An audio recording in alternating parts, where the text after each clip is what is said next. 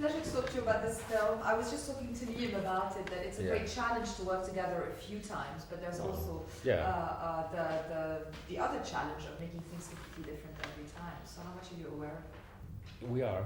I think we are.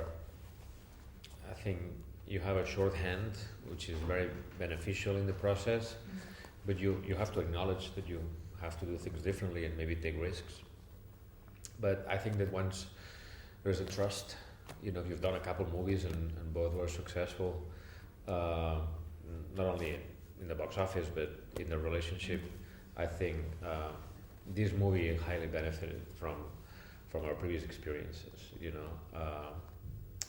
It's been much more efficient in the making of it, in our relationship, and Liam has moments where he makes fun of himself and things like that he didn't do in other movies with me, and so that comes from that, not being able to push the limits a bit further.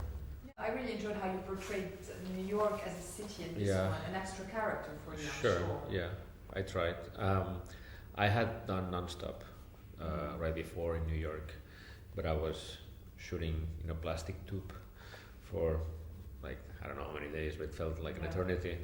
And I wanted to just go outside. I was in New York. I wanted to go outside and shoot New York. And when this movie finally happened, and we were able to make it work for New York, because it's not easy budget-wise. It's obviously an expensive city.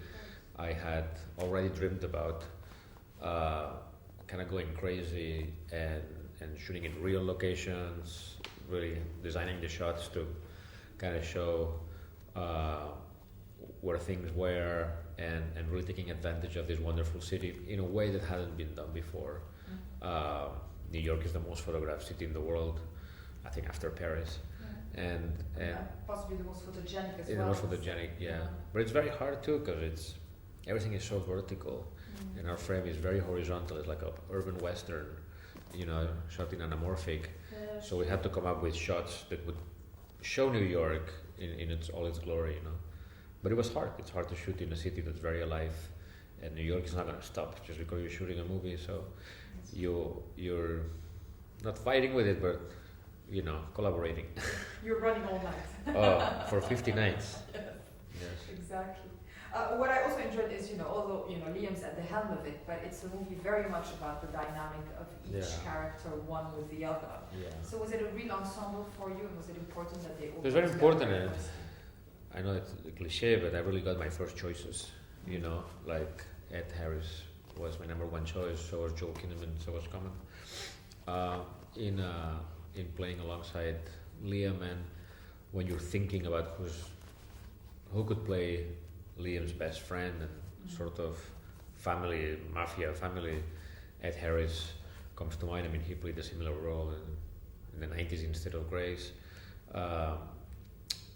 When you're thinking like who could be his son, I mean, not just anybody can be Liam Neeson's son. Like you need somebody who's physically imposing and also has a very generous way of telling you how he feels. And Joel is a tremendous classically trained actor that can both show emotion and kick some ass. So he's a young Liam, in many ways. Yeah, he's got that good. And is it, in a way, are those movies quite Shakespearean in their structure for you because of? Yeah, a lot of people say that. A lot of people, but it's there's definitely about destiny. Definitely about the sons paying for the sins of the fathers. So yes, there's Shakespearean elements.